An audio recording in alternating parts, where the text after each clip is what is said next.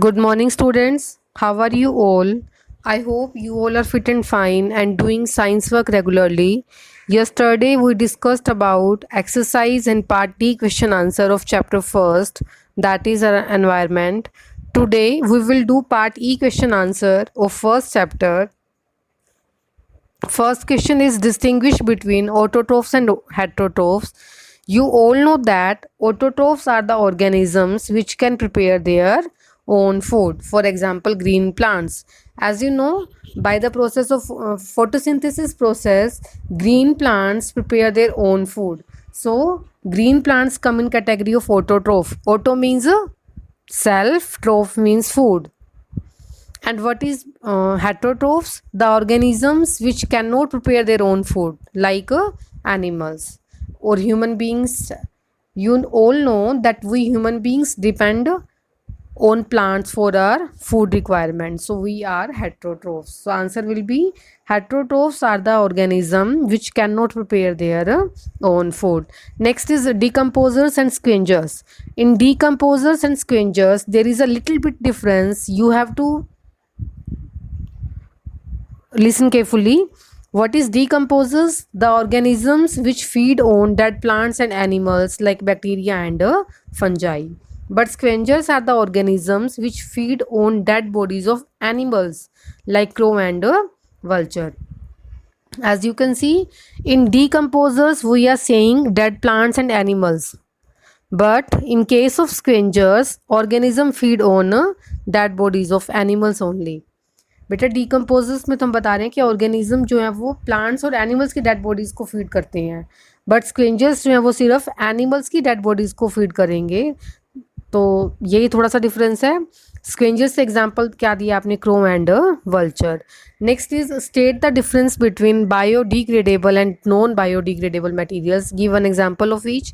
Biodegradable materials which can be broken down by microorganisms like paper, but non-biodegradable materials are those which cannot broken down by microorganisms like plastic.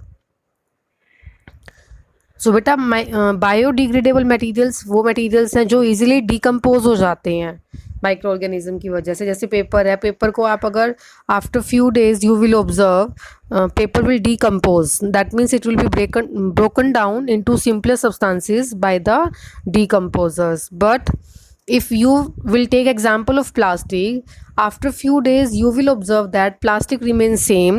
There is no changes in plastic due to decomposers, or you can say microorganisms does not break down these plastic materials. So plastic come in category of non biodegradable materials. Next is how does decomposition of dead animals turn to be useful?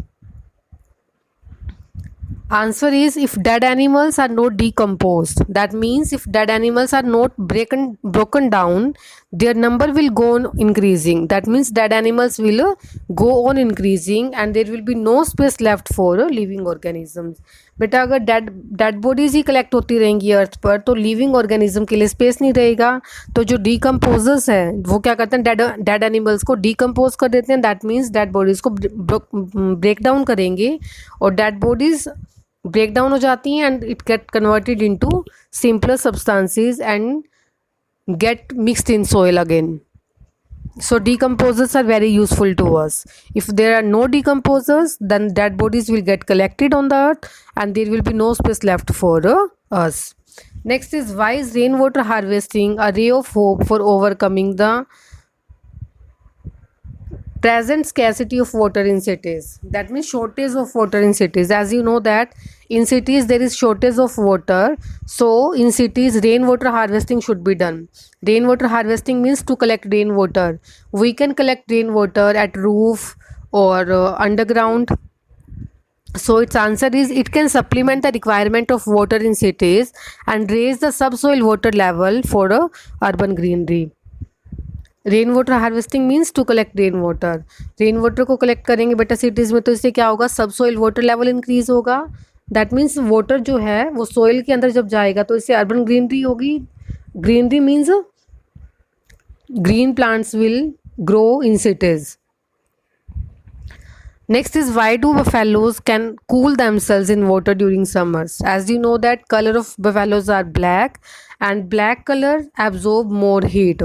So and they do not have efficient sweat glands. Buffaloes की sweat glands भी नहीं होती बेटा, colour भी black है और black colour को ज़्यादा गर्मी लगती है, तो इसलिए बफेलोज जो है वो ज़्यादा टाइम कहाँ रहती हैं, वाटर में, टू कूल दमसेल्स, अपने आप को कूल फील करने के लिए.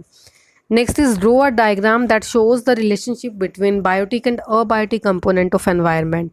Biotic means living component and abiotic means non-living components. You have to tell how living and non-living components are related to each other. So you will prepare a diagram for it. Firstly, we will take soil. As you know that soil is a abiotic component, that means non-living component. Soil, then arrow shows green plants. Green plants means you know that green plants prepare their food by using water and minerals. And from where these water and minerals coming? Water and minerals coming from soil. So green plants, then arrow and animals. That means green plants are eaten by animals. And then animal dropping, dead plants and animals. Animal dropping means animal waste.